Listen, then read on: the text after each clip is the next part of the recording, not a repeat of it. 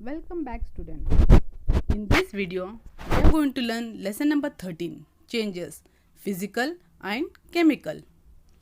So before we start the lesson, let's recall certain things. Like what are the causes of the changes occurring in our surroundings? Now you all know that when there is a change in the structure and state of the substances that surround us, then there are changes caused in the surroundings. There are physical, chemical and biological changes occurring around us. Some of the changes are natural while some are man-made changes. And I am sure you have learnt all these things in your previous classes also. And what is meant by man-made changes? What are these changes? When man wishes to produce things of his own use, he changes the substances around him. Such changes are called man-made changes. These changes can be physical or chemical changes. We shall learn more in detail about physical and chemical changes in this lesson. There are so many different types of changes like natural and man-made changes, slow and fast changes, periodic and non-periodic changes, desirable and undesirable changes, reversible and irreversible changes, physical and chemical changes, and many more. Now, what is natural changes? The changes that occur naturally are called natural changes. All these things you have learned in your earlier classes also. And man-made changes I explained to you before only. Useful changes, like the changes that produce useful things and help in our needs, are useful changes. For example, sharpening a pencil, cooking food, baking bread, etc. Harmful changes, the changes that are not useful for us and that cause harm to us, are harmful changes, like rusting of iron, spoiling of food, etc. These are not useful to us, so they are known as harmful changes.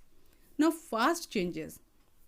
The changes occurring rapidly are called fast changes. They happen in a short period of time.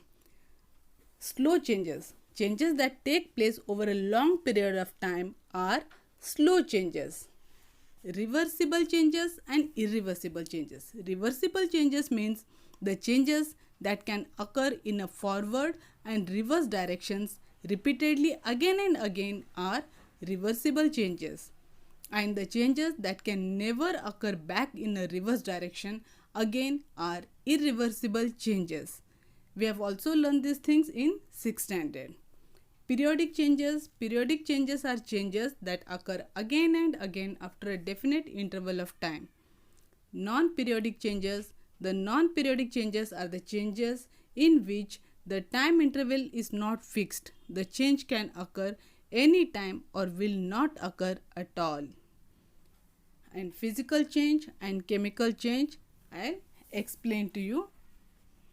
When the substance changes from one form into another without the change in basic characteristics, then it is called a physical change. Physical change does not form a substance with new properties. Example, process of dissolving, boiling, melting, etc. Chemical change, the change in which the properties of the substance change and form entirely new substance, is called the chemical change. Students, observe the diagram shown on the screen. It is from your textbook, page number 90.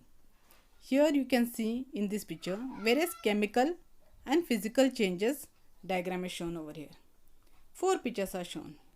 In the first one you can see that there is a raw mango is ripening. In the second one petri plate is shown with iron filings, bits of paper and pins. They are separated by a magnet. In the third picture you can see the bud has bloomed into a flower. In the fourth picture you can see the ice cubes in the glass have melted to form water.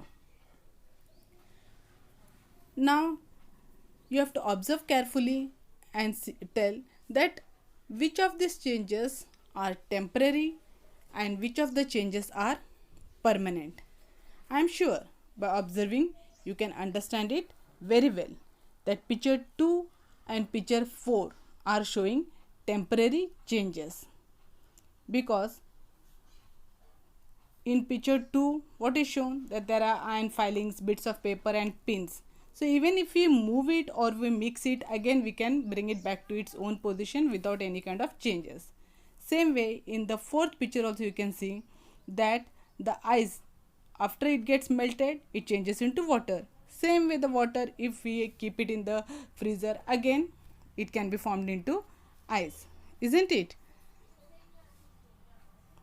Next is here, which of the changes are permanent? So picture 1 and 3 are the permanent changes, because the mango, raw mango, once it gets ripened, can we make it again into a raw mango? We can't change it. Same way, once a bird which is bloomed into a flower, we can't again convert it into a bird, isn't it? So these changes are permanent, that is picture 1 and 3 are showing permanent changes. Now in which of the changes did the original matter undergo a change? In picture 1 and 3 the original matter is changed. And in which did the original matter remain unchanged? In picture 2 and 4 the original matter was unchanged. In which of the picture changes was a new substance with a new property formed? In picture 1 the new substance is formed. How is it? Because the raw mango and the ripe mango will show different chemical constituents. I hope now you understood the changes between chemical and physical changes. A chemical reaction forms new products. Combustion, rotting, rusting, digestion are examples of chemical change. And in physical change, matter changes form but not chemical identity, like melting, shredding, boiling, chopping, etc. We have learnt about the processes of dissolving, boiling, melting. They are all examples of physical changes. Always remember, while classifying changes, we take into account only one criterion at a time. However, a number of different criteria can be applied to the same change. Corrosion. Corrosion means rusting. When an iron article rusts, a reddish brown layer forms on it. A greenish layer is seen to form on a copper article. This process is called corrosion of metals. Things become weak due to corrosion. Corrosion is caused by oxygen, moisture, vapors of chemicals in the air. Galvanization. Iron articles are given a thin coat of zinc to prevent corrosion. This is called galvanization. In this age of technology, a new process called powder coating has been developed. Coats of various colors are applied on metals like iron and aluminium. They prevent corrosion of the metal. Tinning. A thin coat of tin is given on copper and brass articles to prevent rusting. This is called tinning. So students, in this way we have completed our lesson number 13, changes, physical and chemical change. Now you have to read the lesson carefully and solve the complete exercise given on your textbook, page number 91. You have to solve it properly in your classwork, and also related activities you have to complete it in your science activity book. So till then, study well and take care. In the next video, we shall learn a new lesson. Thank you.